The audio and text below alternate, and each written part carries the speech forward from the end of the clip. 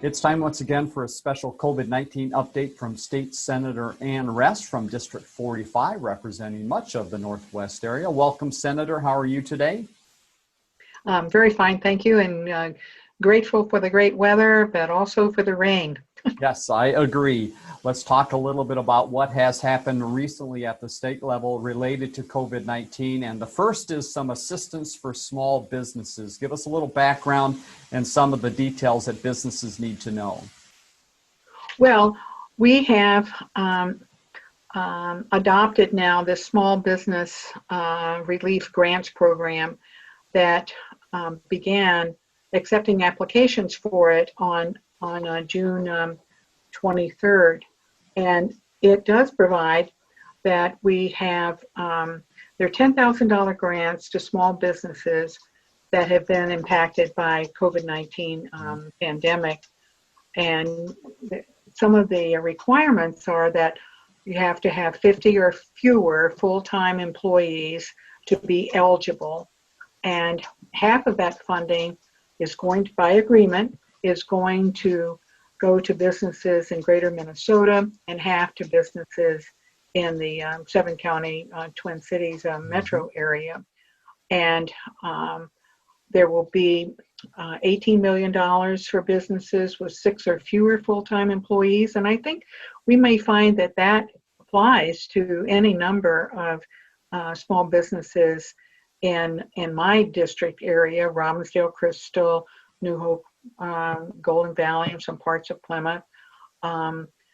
We also are directing a portion of it, $10 million, for minority businesses, and $2.5 million for veterans-owned businesses, and $2.5 million for women's-owned businesses.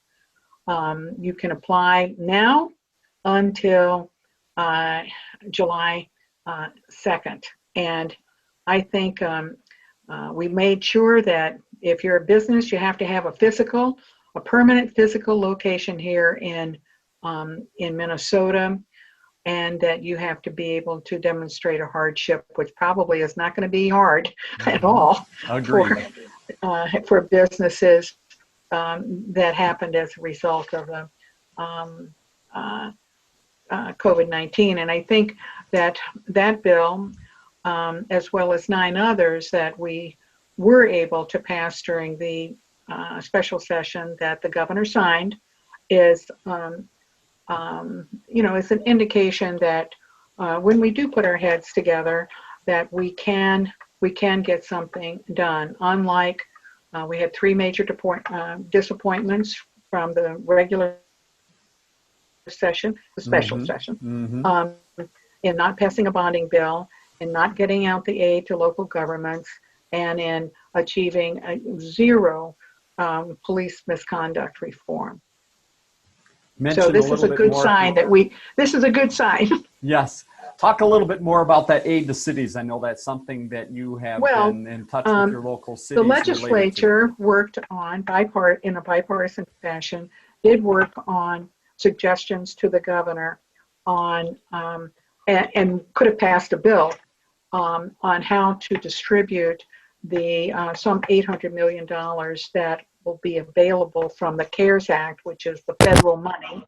It's not Minnesota money, state money. It's federal money that, of course, we contribute to, but it we didn't get that done, although we were at a point of near agreement.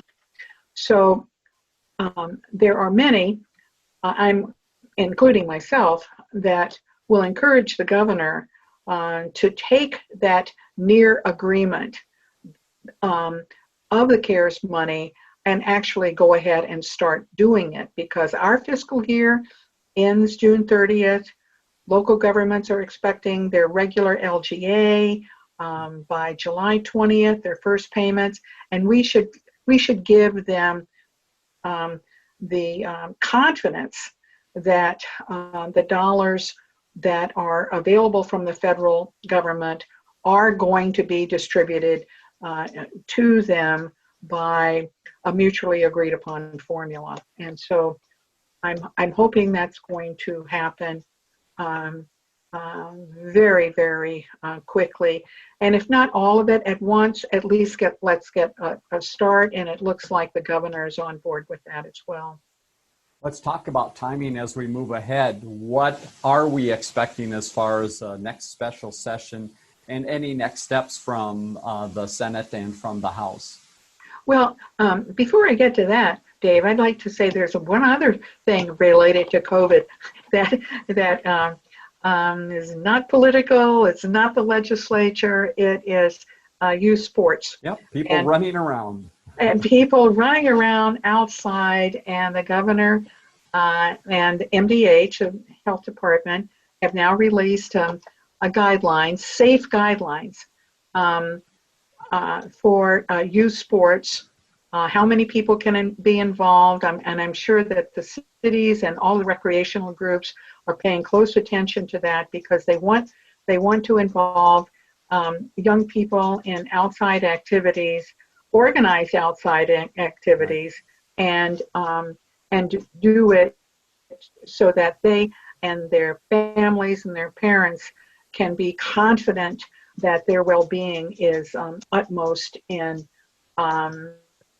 directing those activities. So those things are starting up now as well, and they're starting actually some of them today, June 24th. So there are some really positive things that have happened with regard to opening up what we would consider normal activities, and yet respecting the power of this virus going forward. So I think Minnesota has a success story to date.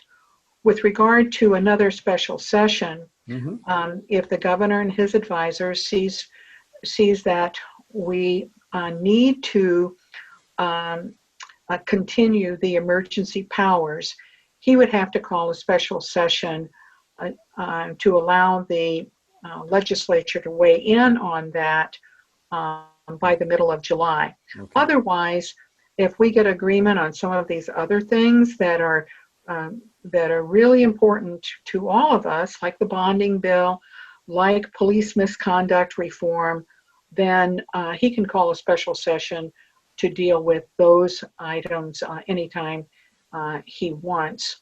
But the CARES money going out to the local governments, we can accomplish that without going into a special session. Very good. And along with the youth sports, you also make note that the Twins hopefully will be coming back too. So people Major will have League a lot Baseball of sports is back. And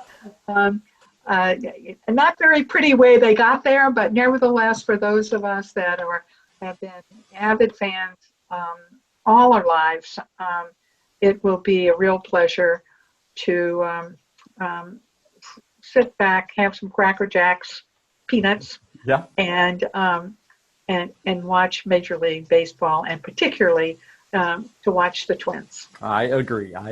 Well, Senator Ress, we thank you so much again for your time today. And again, the email down at the bottom of the screen, if you have any questions for the Senator, you can go there. And we hope to talk to you again soon for another update. Absolutely. It's my pleasure. Thank you. Thank you.